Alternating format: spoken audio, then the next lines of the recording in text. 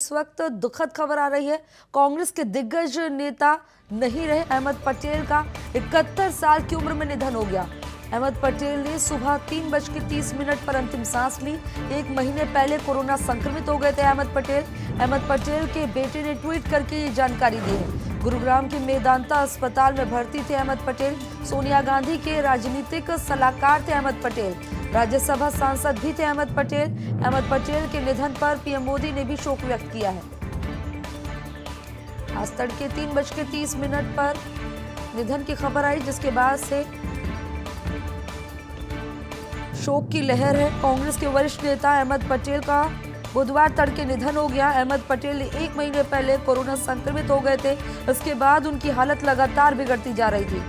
इस दौरान उनके कई अंगों ने काम करना बिल्कुल बंद कर दिया था और खबर मिल रही है कि आज सुबह 3:30 पर उनका निधन हो गया। उनके बेटे फैजल पटेल ने अपने पिता के निधन की खबर दी।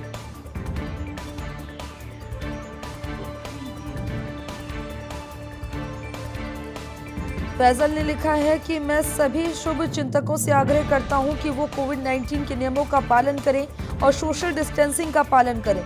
इससे पहले तबीयत खराब होने पर अहमद पटेल को गुरुग्राम के मेदांता अस्पताल में भर्ती कराया गया था। अक्टूबर के पहले सप्ताह में उन्हें कोरोना संक्रमित होने की उनकी पुष्टि हुई थी। तो दुखद खबर मिल रही, जिसके बाद से शोक की लहर है। अहमद पटेल का निधन हो गया। तड़के 3:30 पर उन्होंने अंतिम सांस ली। कांग्रेस के वरिष्ठ नेता अहमद पटेल का बुधवार तड़के निधन हो गया। अहमद पटेल ने 1 महीने पहले कोरोना संक्रमित हो गए थे, जिसके बाद उनकी हालत में कोई सुधार नहीं आ रहा था। लगातार हालत बिगड़ती जा रही थी और आज उनका निधन हो गया। कांग्रेस के वरिष्ठ नेता अहमद पटेल का निधन हो गया है। उनके बेटे फैजल पटेल ने ट्वीट करके ये जानकारी दी है। कोरोना संक्रमित होने के बाद वो कई दिनों से गुरुग्राम की मेदांता हॉस्पिटल में एडमिट थे। उनके बेटे फैजल पटेल ने लिखा है कि बहुत दुख के साथ कहना पड़ रहा है कि मेरे पिता अहमद पटेल का निधन 25 नवंबर को सुबह 3:30 पर हो गया। करीब महीने भर पहले वो कोरोना से संक्रमित हो गए थे। उसके बाद से उनकी हालत बिगड़ती गई और शरीर के कई अंगों ने काम करना बिल्कुल बंद कर दिया। और इसी के साथ आगे उन्होंने लिखा है कि मैं सभी शुभचिंतकों से प्रार्थना करता हूं कि कोविड-19 के प्रोटोकॉल का पालन करें और भीड़ में न जाएं, सोशल डिस्टेंसिंग का पालन करें। गौरतलब है कि अहमद पटेल को तबीयत बिगड़ने के बाद उन्हें गुरुग्राम स्थित मेदांता अस्पताल में भर्ती कराया गया था। पटेल अक्टूबर के पहले सप्ताह में कोरोना वायरस से संक्रमित हुए थे। हालांकि 18 नवंबर को अहमद पटेल की बेटी ने कहा था कि पिछले उनके पिता की सेहत में थोड़ा सुधार होने लगा है। पटेल की बेटी मुमताज ने एक ऑडियो संदेश के माध्यम से जानकारी दी थी कि उनकी सेहत में सुधार होने लगा है, लेकिन अचानक उनकी तबीयत फिर से खराब होने लगी और अब उनका निधन हो गया। वो हमारे बीच में नहीं रहे।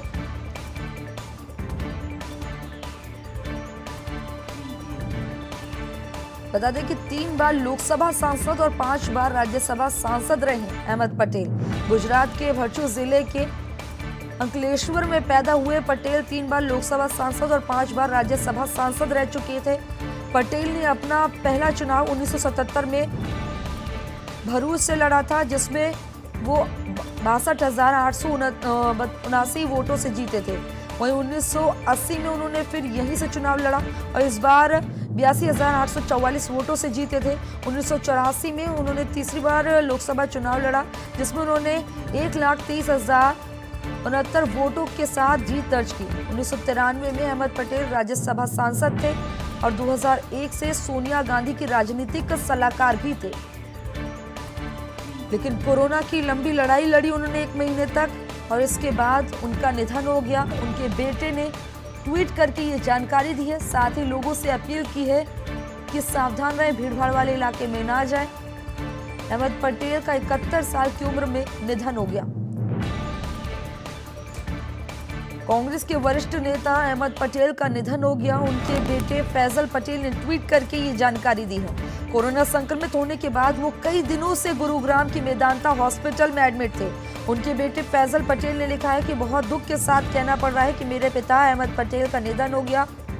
25 नवंबर को सुबह 3:30 बजे उनका निधन हो गया।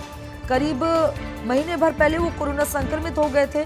इसके बाद से उनकी हालत बिगड़ती गई और शरीर के कई अंगों ने काम करना बंद कर दिया था।